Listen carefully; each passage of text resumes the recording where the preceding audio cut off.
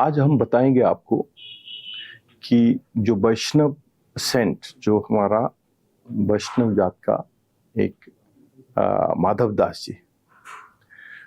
दास जी एक बहुत बड़े संत थे, लेकिन जब उनके वाइफ की देहांत हो गया तो ये पुरी आ गए। तो जब पुरी आ गए तो ये एक समुंदर के किनारे उसमें एक कोने में जाके वहां बैठ के वो ध्यान करने लगे। तो वो जगन्नाथ जी का परम भक्त थे, तो जगन्नाथ जी की ध्यान करने लगे, वहीं बैठे रहे, बिना ना खाए ना पिए ना, काफी दिन तक ये ऐसे ही बैठे रहे और ध्यान करते रहे। तो कुछ दिन के बाद जगन्नाथ जी भी परेशान हो गए कि मेरा एक भक्त बिना खाए पिए वहां बैठा हुआ है। तो फिर इन्होंने लक्ष्मी जी को बोला कि आप एक काम करो, ये बहुत दिन से खाना वाना नहीं खाया, तो आप ना इनको एक बढ़िया सा भोजन जो है आप दे के आओ।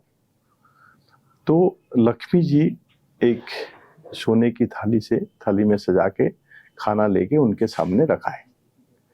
तो जब उनका माधव दास जी का जब आंखें खोली, तो जब खोला तो देखा कि आगे भोजन रखा हुआ है। तो इन्होंने वो सारे खा लिया, खा के फिर ध्यान में बैठ गए।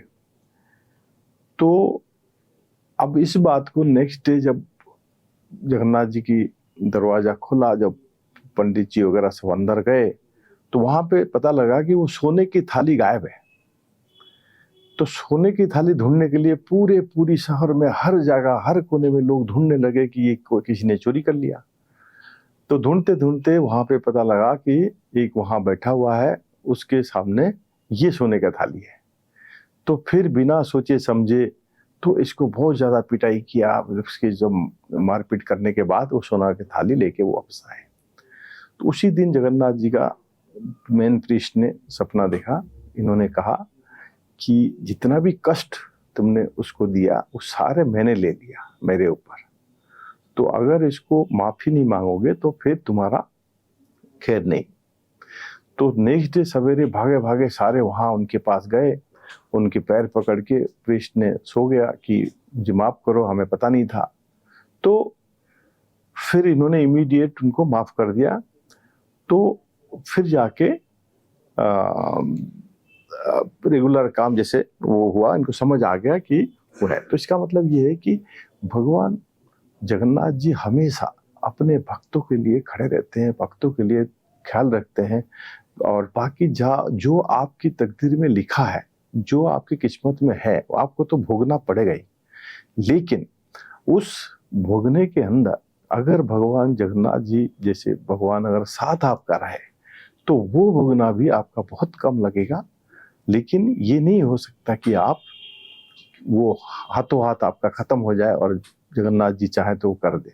लेकिन उनकी भजन मात्रे, उनकी लगन मात्रे, उनकी जो सोच मात्रे, तो आपका बहुत सारे दुख जो है वो कम हो जाएगा।